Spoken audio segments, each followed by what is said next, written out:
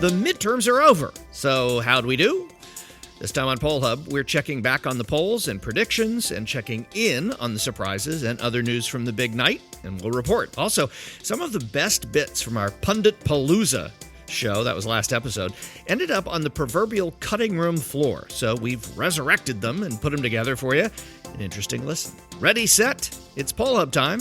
Let's go. And hi, everybody. This is Poll Hub. I'm J.D. Dapper, Director of Innovation here at the Marist Poll. And I'm Barbara Carvalho, Director of the Marist Poll. And I'm Lee Marigoff, Director of the Marist College Institute for Public Opinion. And we had a big midterm, and that's it. See you next week. Okay. No, it's nothing much to say. It was about 14 months to the New Hampshire primary, so we'll pick up that. We'll start talking about 2020 next week. Lot to talk about this week, though. Yeah. We have done so many episodes about this because it's the most important midterms of our lives and all that other stuff. And the narrative going in, as we talked about with all the pundits last week, was the House was likely to be a Democratic takeover, and the Senate was pretty likely to stay Republican, maybe increase a little, maybe decrease a little. Did that narrative hold? Absolutely. And I think at the macro level, I think that's what the polls were very successful in providing. And we also knew that it was going to be all about Trump. And we also knew that there was going to be a big gender gap. And we also expected an unusually high turnout. So I think at the universal macro level, things played out exactly as thought. However, when we get into the weeds a little bit, that's where we start getting some noise. Well, I think one of the things that was very interesting about Tuesday night was what Amy Walter actually referred to of the fact that we were likely to see this difference in each of the states. In other words, nationally, we kind of have one narrative about what is happening as a country. But then when we drill down into individual congressional districts, when we looked at the states, she was talking about the fact that we wouldn't really see this wave, but rather you might see these kind of ripples within states themselves, and they might be red or they might be blue, depending upon the thing I found that was really itself. Interesting, and again, picking up on those thoughts, I mean, typically you come into an election night and it breaks one way or the other because the last breeze is a little red or a little blue, and we saw that for Donald Trump in 2016. That last week was all about his getting the late vote. And we saw it in 14 and 12 and 10 and 8 and 6. I mean, we can go back to a number of cycles. 1952. All right. Okay. Make your point. Okay. So, point being, this time we did see it going two ways. So, in a sense, the late action went Democratic in the House while it was getting more red in the Senate. So we had it breaking in different directions depending upon perhaps the influence of Donald Trump in a statewide way, as opposed to perhaps what he was doing to suburban women in congressional districts. And so, I mean, that's the kind of thing that was going on. Lots of noise, lots of dynamics. And that has so much to do with what Ron Brownstein on our show last week talked about, which is really, we've talked a lot about this country that has been split in two, and we've talked about it as in a variety of ways. Red and blue is the simplest way, but he talks a lot about it being kind of a metro. Some call it the coastal elites, but it's not just coastal. No, there was a seat that was won on Tuesday night by a Democrat in Oklahoma. Yes. Not on anybody's list, because Oklahoma wasn't on anybody's list. She is going to represent the suburbs of Oklahoma City. Big word there. That's suburbs. The important word. So what we really saw when we saw it trending blue in these House races is it was trending blue among better educated, women especially, districts that are suburban or somewhat urban or adjacent to urban or suburban areas. And then you saw it trending red, the more rural, the whiter you got, the more male you got, the lower educated, lower educational attainment. I shouldn't say lower education. And that's the tale of two countries that seems to have hardened absolutely. In 2018. We're not closer together. We're further apart. One of the things, there was a seat in Staten Island, New York. And Dan Donovan's seat. Yes, and that seat, a Republican, it had been red for eons, and it's a borough, but it's Staten Island Island being a borough of Yeah. New York City, we don't tend to think There of was that. a Democrat in as 2006, but he lasted one cycle. Right. So that actually, I believe, was the last Republican urban seat in the country. In the country. Yeah, wow. And it went blue. And here on it goes. Tuesday. I never thought I was going to say this. We are more polarized than we ever have been. And all we've been talking about for a decade or so is how polarized the country's become. And now it's even more so. Well, as we like to say, though, except for the Civil War. Yes, that's right. Yeah, there's minor recent unpleasantness. So you mentioned when we get into the weeds, there were more issues. Florida is, at the time we record this, the Senate race is yet to be decided. The governor's race has been decided. Very close race, nearly a tie. I mean, a very small vote separated. Most every poll, including ours, had both Democrats for Slight governor edge. and the Senate winning by a couple of points. Yeah, slight and edge. right now, it looks like if everything held, the Republicans would win both of those. A couple of other states where there are issues of closeness, but maybe not be on the right side. Indiana, Missouri was a tough one. And again, this is almost everybody that was out polling was doing this. What happened in these states? And we don't know yet. What do we do to find out? Well, I think we should just pause and talk a little bit about how the polls did.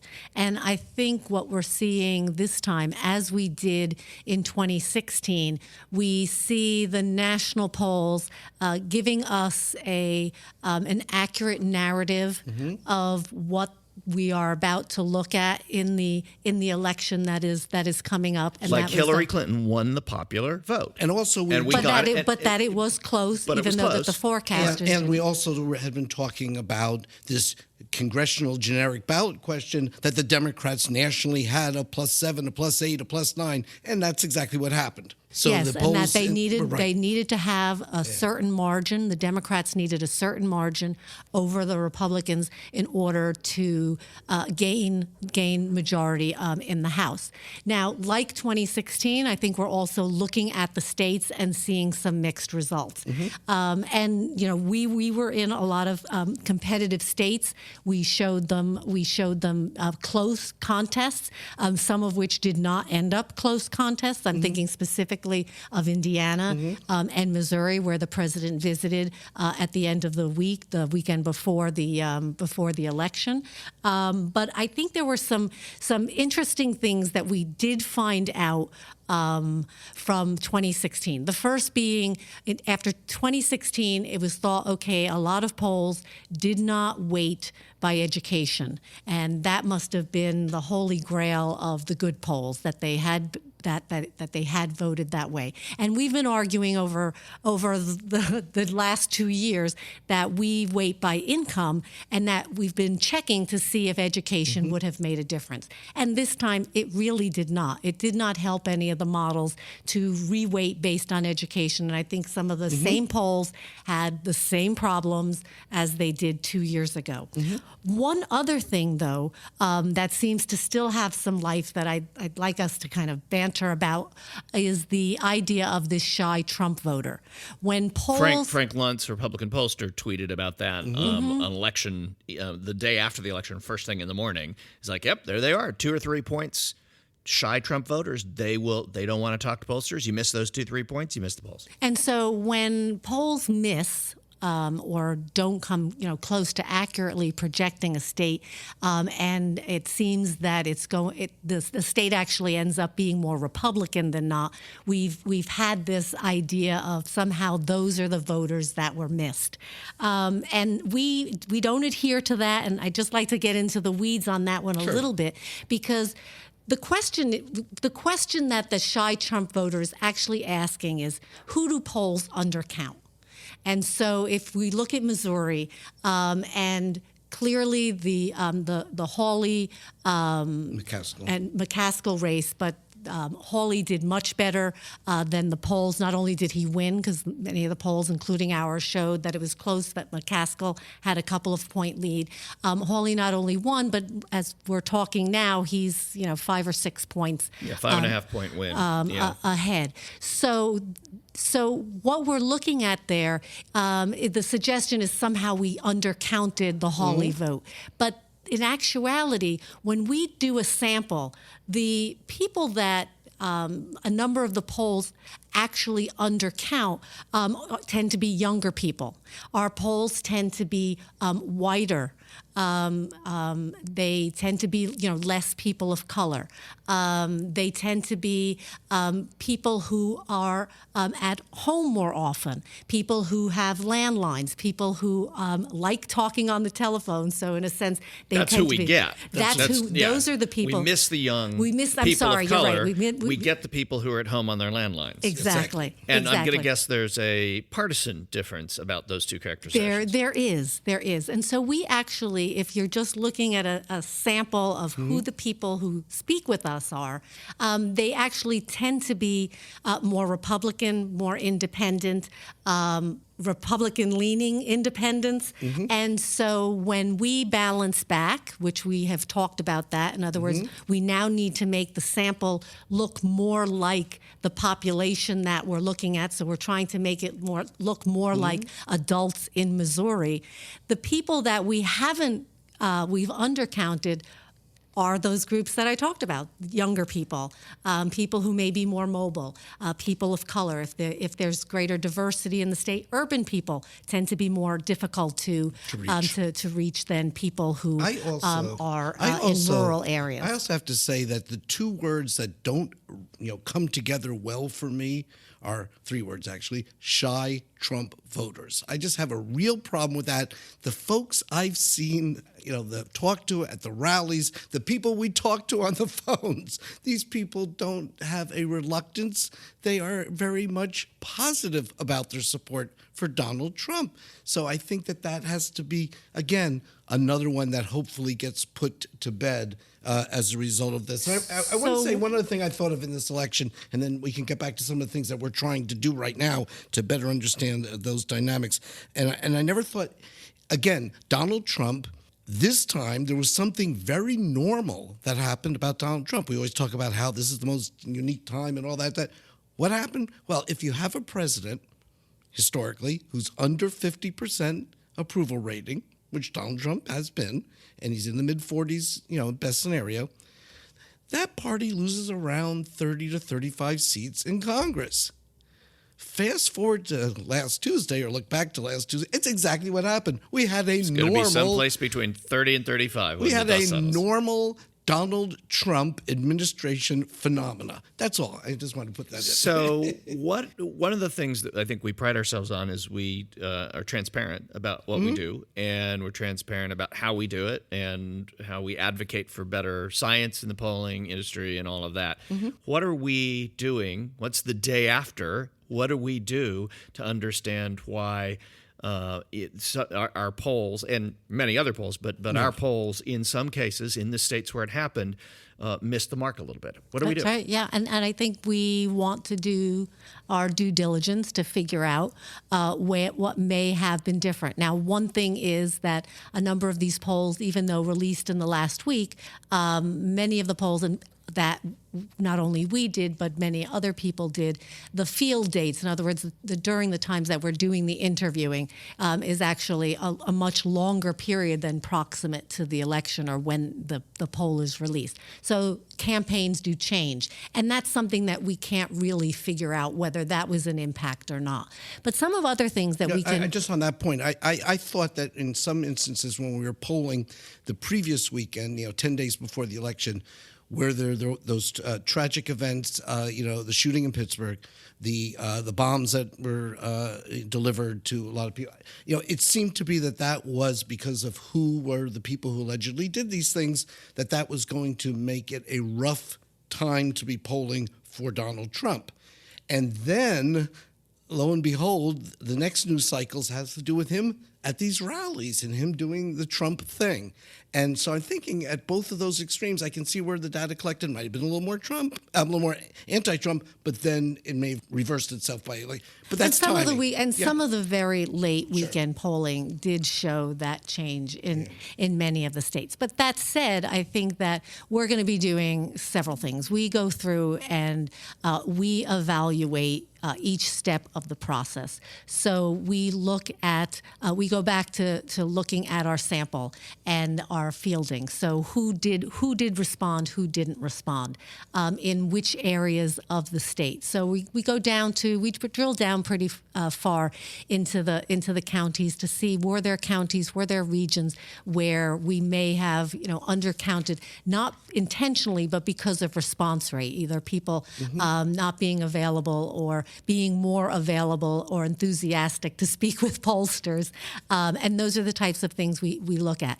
We're also going to do really is a callback study. So we're going to go back into 3 states.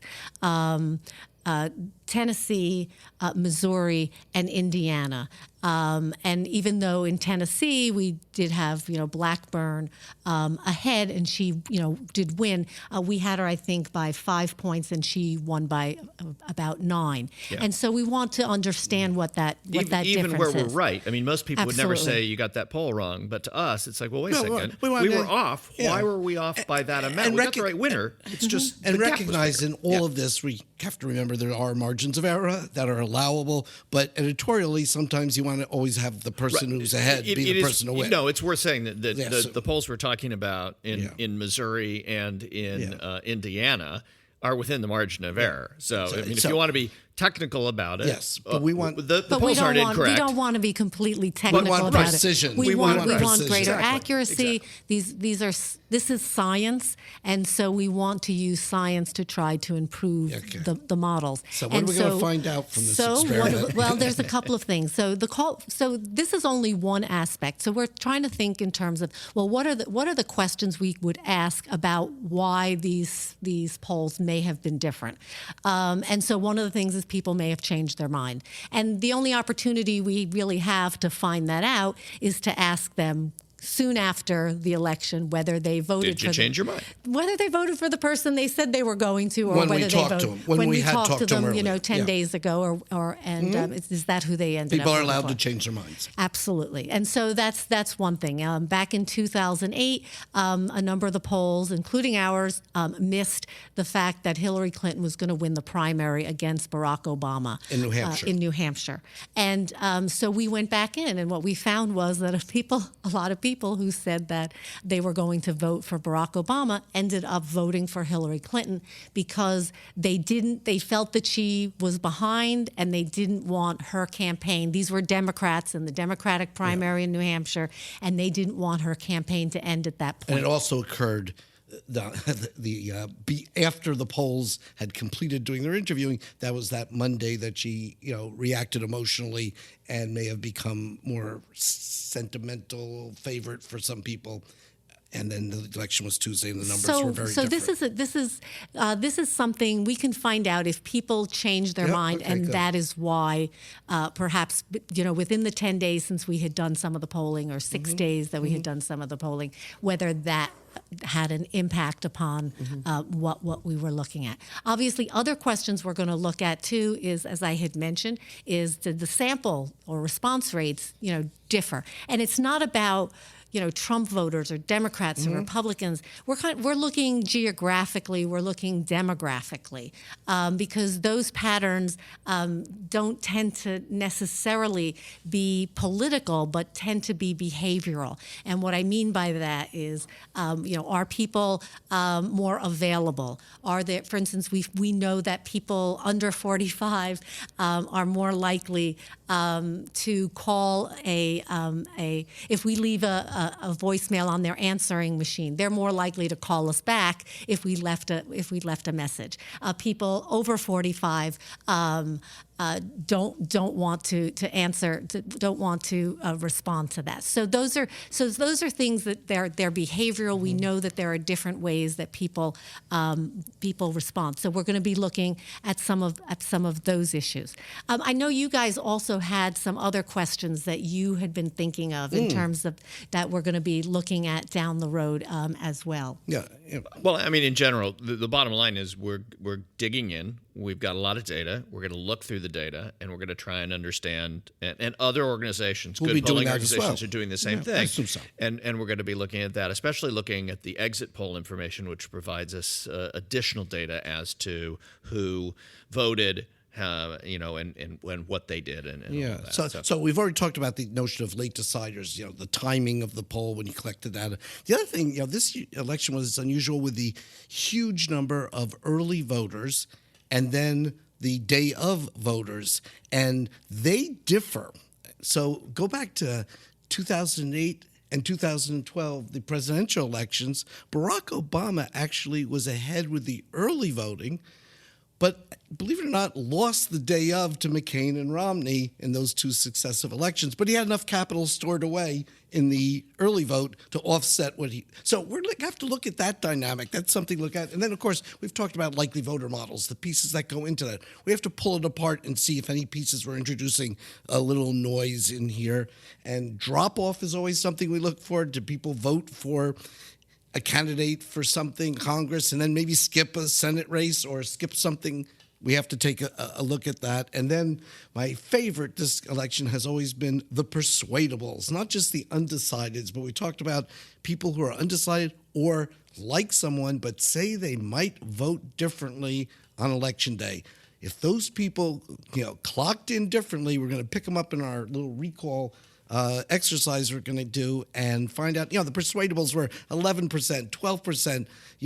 Big numbers. There were more in a couple states. Yeah, it was pretty high in a couple states. And those were big numbers, and they could, account for a swing in the final. One thing about that, and then we should move on. But one thing about that in the conversations we've been having internally here that struck us, and part of it is because of what's happened on this day after the election. We're already not talking about the election because as we sit here, Jeff Sessions has been fired or resigned under pressure as the Attorney General. The news cycle moves so fast now, and this really is different than what it was 5, 10, 15, 20 years ago. It is relentless and moves so fast now.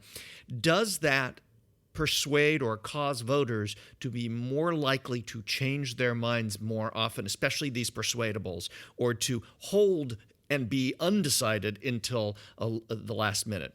We don't know. It's a little bit of speculation. But if you think about, there's a logical continuum in that the news cycle moves so fast. There's so much information coming at you, and it can be very contradictory. And there really are people who are undecided about stuff. They're either disengaged from politics or they really kind of feel, I don't know which way to go.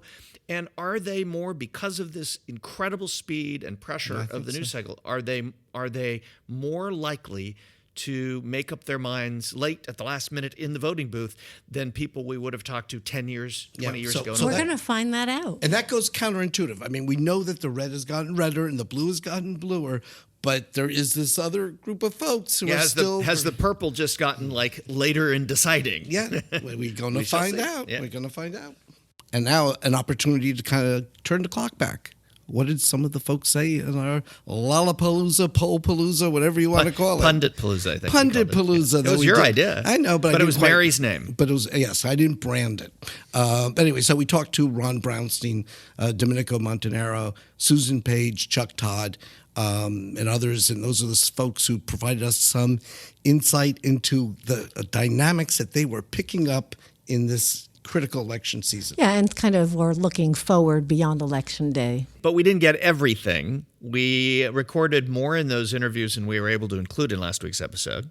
So we got a couple of those clips of some of the interesting bits that they talked about, that some of these folks talked about, and we've kind of put them together just because we figured, hey, they're smart people. They said smart things. Why shouldn't everyone get to hear them? As usual in a midterm, you're going to get signals on several directions. One option for Democrats in 2020 is to pick a nominee whose greatest strength is that they are reassuring to the ordinarily Republican-leaning white-collar voters who are recoiling from Trump. And there will be a lot of those voters, and they will be the reason why Democrats win so many affluent, well-educated suburban seats from coast to coast. On the other hand, you are going to see this other theory on the ballot, particularly in the in the Florida and Georgia governor's race, and also in Texas, where Beto O'Rourke is essentially betting on this theory. So we'll have plenty to measure on both sides, and I'm guessing each side will have some successes and some failures that will, as usual, lead us to avoid having an utterly conclusive result. I'm really watching Arizona and Nevada Those are two big Democratic pickup opportunities. And if Democrats can pick up both of those places, I think that tells you a whole lot more about the mood of the country than whether Republicans are able to win over places they should win. Governor's races tell us a lot about the mood of the country. They set the stage for reapportionment after the 2020 census. And, if we'd looked back 4 years ago, we might have been able to see some of the themes in those upper Midwest states that elected the Republican governors, and were maybe a sign, if we had had more foresight than I had, to say that this is a place you should be looking in the presidential race, perhaps unexpectedly. One of my pet peeves actually about how people treat polls, and it's not us that does this, but I would say particularly to the so-called experts about pollsters that are at these sites that try to take all polls and make sense of them as if it's one data point, whether it's 538 or Real Clear Politics, and is this idea that just because the last poll had one candidate ahead and the person trailing one, that doesn't mean that poll was wrong. The poll tells you a trend. The poll shows you where things are going. Disagreements about what a likely voter model will look like could matter, but that the raw data is still good and things like that. So I just think we got to remind people, look inside, look under the hood of a poll in the last week, because you'll learn a lot more than just from the top line. And that will do it for this edition of Poll Hub. Poll Hub is a production of the Marist Poll at Marist College in Poughkeepsie, New York. Mary Griffith is our executive producer, as always, and Kenny Marples. We do a little editing every now and then when it's necessary. Yeah, right. I'm sure he finds it a great privilege. And we'd also like to thank the Roper Center Archive at Cornell University. Actually, the Roper Center is having their annual fundraising dinner in Washington, D.C. Next Thursday night. And it's actually the Warren Matofsky Award Dinner. And we've spoken many times about Warren on this program, who was really the father of exit polls. Which we heard a lot about this week. Yes, and also the Roper Center does provide us with the ability to look back in time at survey questions and results, and it's a great place to find some archived data, survey results, and actually they have the actual data sets as well, if somebody really wants to drill down on some of these things. Going way back in time. We've got answers if you've got questions, so send them to us at pollhub@marist.edu via email. You can also reach us on social media. We're at Marist Poll on Twitter, Marist Poll on Facebook, and as we say every week, whatever device you're listening to this podcast on, there's a subscribe button. Subscribe it. Also share it. If you listen and you think there's people in your life who might be interested in polling and you get talking politics, share this with them and let them know.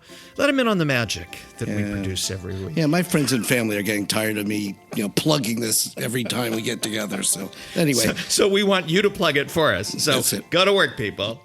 We'll see you next week.